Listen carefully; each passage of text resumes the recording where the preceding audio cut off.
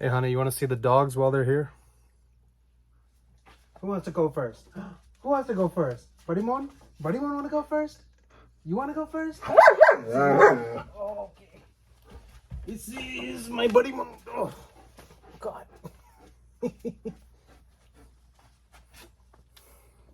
This Buddy. Big dog, 95 pounds. Purebred golden retriever. Big, powerful dump truck. But in car rides, he's a little scaredy boy. Aren't you? Good boy. He's a very good boy. He's a good hunting dog, too. Ready to put you down? Okay. 1, 2, 3. Good job. Good job. Who's next? April next? April next? April up. Oh, April up. Okay. This is the April girl. This is who you heard in the other video. She's a really good guard dog, protects everybody in the house. And she's not really socialized because we got her during the pandemic. But she's a good girl, she's a baby. My little baby girl, right? Okay. Time to put you down, big girl. Oh boy. Okay. Good job. That hurts my neck. Whew. Let's do a quick one today. Let's learn about why the sky's blue, right? Nope. That's what every kid asks, right? I'm gonna fix the lighting and we'll get something to write with and I'll show you why the sky is blue, okay? All right, be right back. Okay, let's talk about why the sky is blue.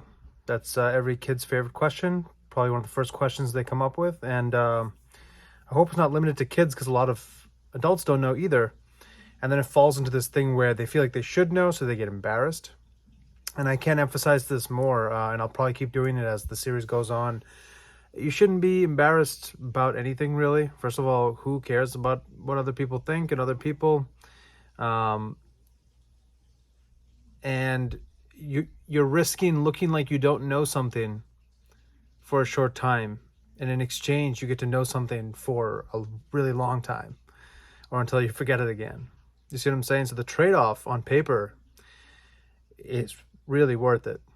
So now we have like the internet and stuff to look things up. I think that's kind of tragic in a way. We'll go into all that. Let's not start on a negative note, but I made onion soup gratiné. It's a French onion soup, basically. Jacques Pepin's recipe.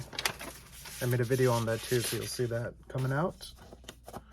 So I think in the last episode, or in the James Webb episode, we talked about light and infrared. And one thing that would be helpful to know is that light can move as a wave or as a packet. Right now, we're just going to focus on a wave, and we should kind of talk about a wave because it comes up a lot in science. Let's look at a wave like this. Okay, that's a wave. How do we analyze the wave? How do you measure the length of the wave? Well, you go from one section to the beginning of the next section. So you can take this point to this point.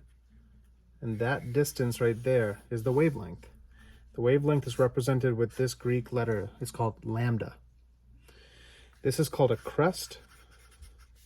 This is called a trough.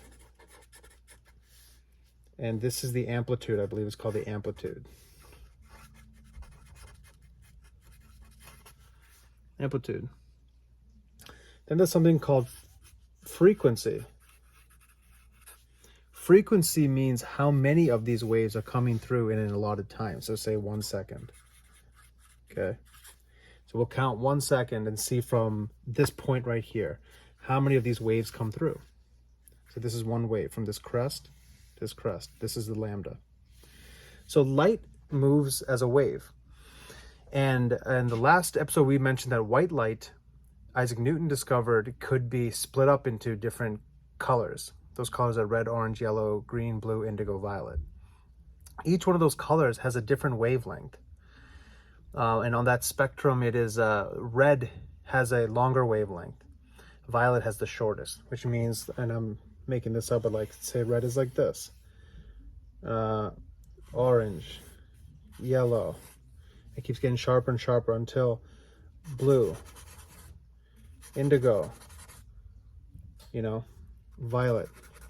Violet is really short. See how the lambda length here is longer there, longest here, shorter there. This is not to scale, obviously, but I'm making this up. So on the spectrum, red has a longer wavelength. And here's why that's important. Let's say we have this vessel that light's supposed to go through. And we have red light coming through, so you see that wavelength, right? Red light, when it's coming through at its wavelength, it might hit a couple of different sections like this and then come to the end.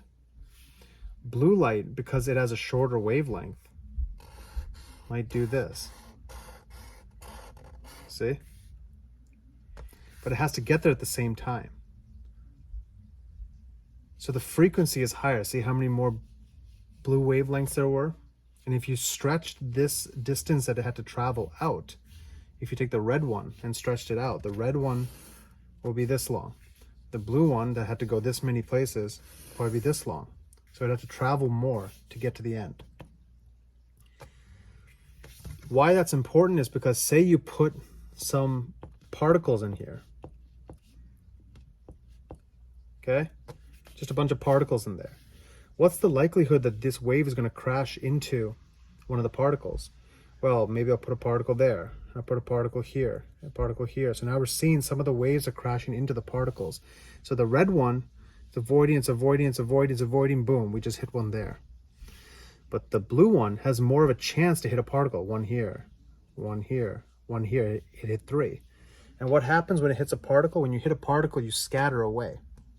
That's what's happening here. So this will actually stop here and maybe scatter that way. This blue light wave is coming this way, then it hits that particle, scatters that way. That word is important. Scattering. Scatter or scattering. And who discovered that light was doing this? He named it Rayleigh scattering. His name is Rayleigh, obviously.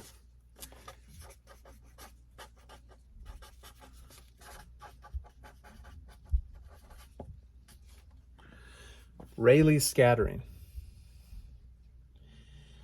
What that means is that when light goes through, and like, so for Earth, this is Earth. Earth has an atmosphere, right? I'm not going to draw it to scale, but Earth has an atmosphere. And in that atmosphere, there's a bunch of particles. There's dust particles, there's molecules, there's water vapor. Most of the atmosphere is made up of nitrogen. Nitrogen, I believe, is N2, and oxygen. Oxygen, I believe, is O2. And this is about 78%, I think, nitrogen. About 21%, I think, oxygen.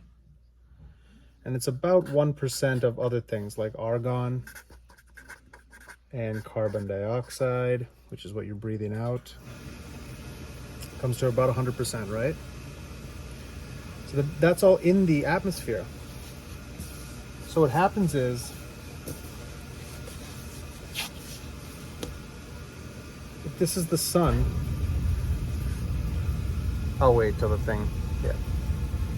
Okay, let's keep going.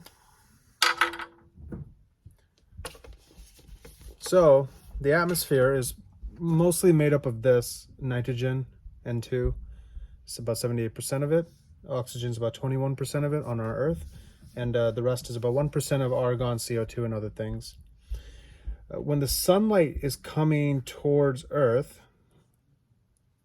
it has to go through the atmosphere to reach you standing here, right?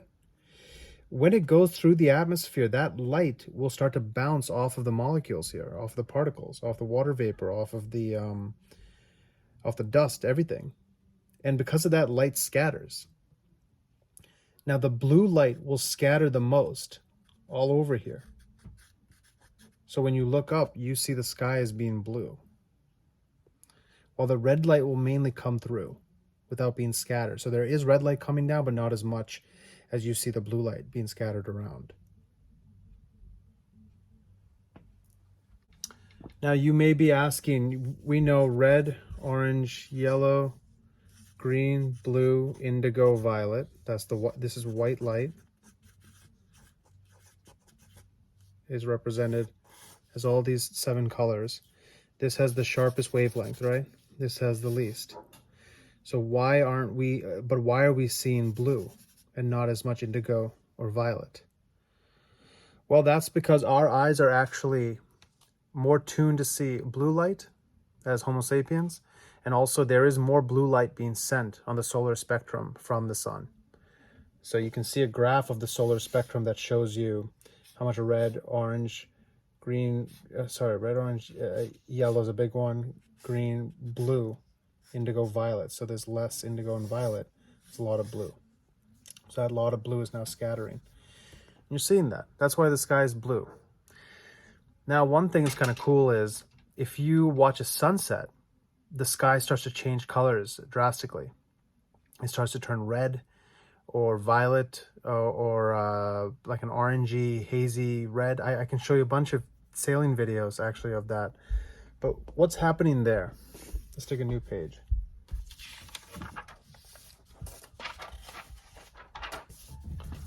What's happening there is that if this is the Earth, this is the atmosphere, the sun was once here, coming down, and we're looking at it from here, right? Coming down. But if the sun is setting, that means the Earth turned enough that the sun is, say, here. Now look at the sunlight. It has to go through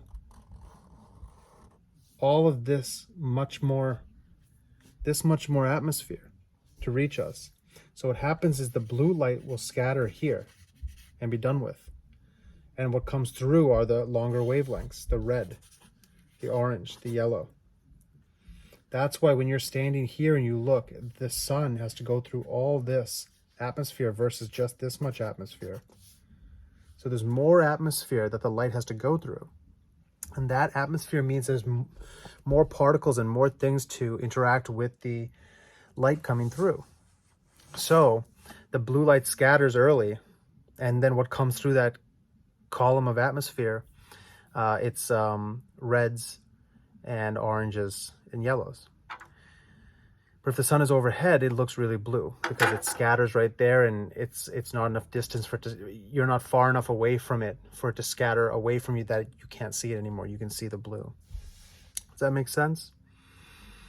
Some really cool things is, well,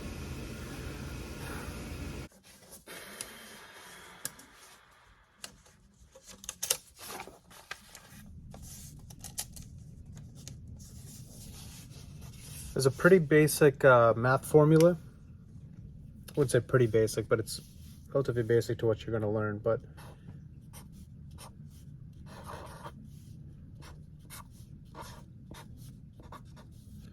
if you can see that.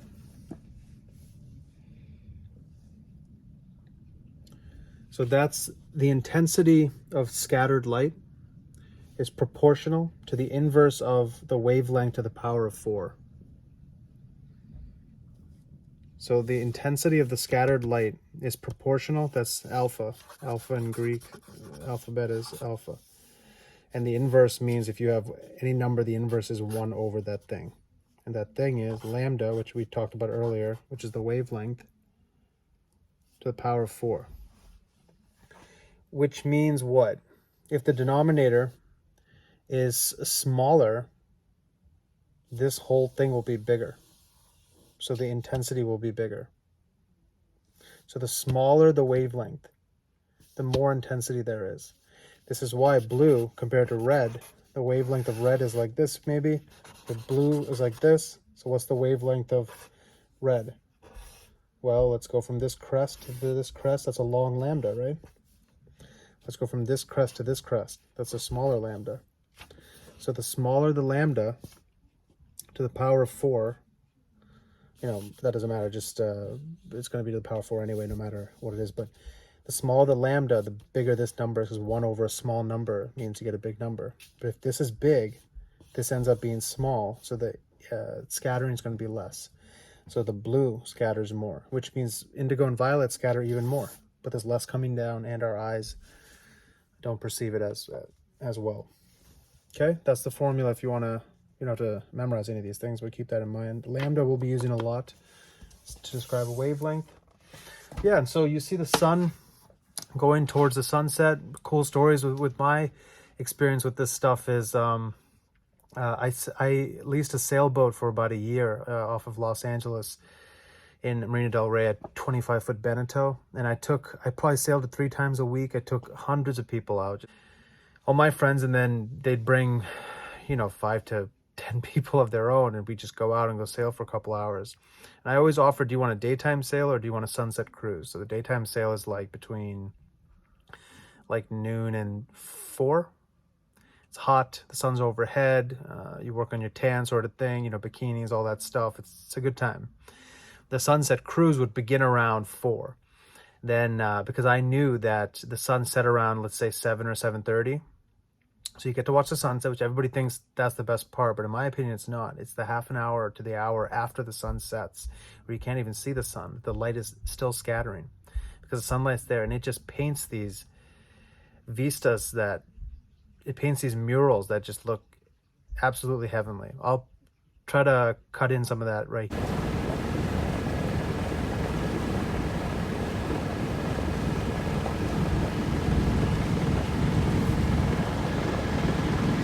I've taken out friends, cousins, older people, younger people, all their whoever, girlfriends, everybody. It's a really beautiful time. So of course I'm going to take you sailing. I can show you all about that. The other really memorable thing to me was me and my girlfriend at the time went to Santorini, Greece, and I had never been to somewhere so idyllic in my life. You have to deal with all these awful social media people. That's the only trashy part of it. They're just disgusting with an IQ of a shoe. But everybody watches the sunset in Santorini. Oh, the sunset, you gotta look at the sunset. Oh, look at the sunset. Oh, everybody's standing there, look at the sunset. I'm like, okay, it is a very nice sunset. I've seen a lot of them at this point, and I'm not, maybe I'm just getting cynical, but I'm just like, all right, it's a sunset. But later that night, we were having a nightcap overlooking the South Aegean Sea, which is the area surrounding Santorini. You see the nice yachts and the boats, and the way it's kind of built, it's protruding out of the ocean. Really lovely. It's hard to tell how high up you are and all that. And so we're having a cocktail there, sitting there in some nice cafe in Europe, and I forget how late it was. I want to say noon or 2 a.m. Sorry, I want to say midnight or 2 a.m. Some reason 2 a.m. is coming up in my head, but I find it be weird if we were out that late, right? Or maybe that's what we did. I don't know. I forget. But the moon was setting, and it's not actually a moonset or a sunset. You'll hear later, and Sagan talks about this too. It's the Earth turning, so and also the moon turning. But what we describe as that is just the Earth turn. And the moon was setting, and I've never seen there's no place up to that point where I had been where I could see the moon set on the horizon like this. This was on the horizon of the ocean, so it's right at. You can't get any lower than that. It's right at the horizon, which means, based on what we just learned, that moonlight has to come through that much atmosphere. So it's doing the same red shifting, or sorry, not red shifting, but the red coloration that the sun is. And this moon went to this bleeding, dripping, sanguine, not sanguine, sanguine.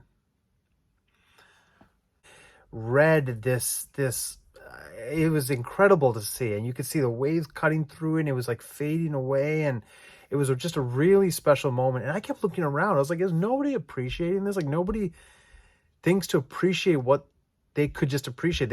I feel like a lot of them were just we got to look at the sunset, so the sunset. It's I thought the moonset was way better. I never seen something like that. I'd never seen it so sharply on the horizon, so low on the horizon, and the way it just dripped and bled away was really something for me. I'll never forget that. And yeah, so I hope you go there. You pay for everything. I want you to go there, go with your friends, or go with you know, whoever you're with or whatever. But go to Santorini. That place means a lot to me, and go see the same moonset someday. And know that your dad saw it several years before that. It wasn't a very good time in my life. I was kind of going through some stuff. We could talk more about that in a later episode when we get more serious. But I remember the moonset, and it was really special. And it'd be cool if you saw it too. I won't go with you because that's I want you to have your own thing, you know, with your own people. But it's a good time. We'll talk more about Santorini too. I got some stories for you that it's like really funny moments where I'm like, this. Yeah, I have this story about say it now or later. I'll save it for later. It's about the hotel operator, like the inn operator, the very handsome guy, and he and I had a great. Should I just go into it? No, I'm kind of tired. We'll save it for later. All right. So I'll send you to Santorini. Go look at the sun. Go look at the moonset. Let's do your word of the day. Your word of the day is supplant. S-U-P-P-L-A-N-T. Supplant. It means to overtake. It's a verb. What's another way to describe that? Like to trip up, to usurp, to take in place of. They mentioned this in the Bible because Jacob supplanted Esau. Esau is his older brother. Esau's supposed to get the birthright. And Jacob tricked his father to get the birthright from him. And when Jacob was born in the Bible, they're both twins, but Esau came out first. Esau was coming out first, and on his ankle, I believe, Jacob was grabbing his ankle and like coming out being like, I'm going to take over you.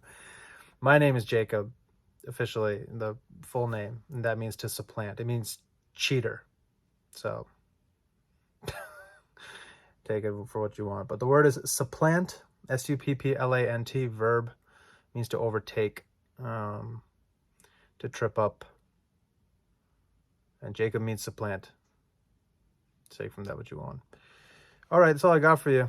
I think I'm done. Now I want to go to Santorini. I'm going to look up flights. All right, take care. I miss you. I love you. And I love you.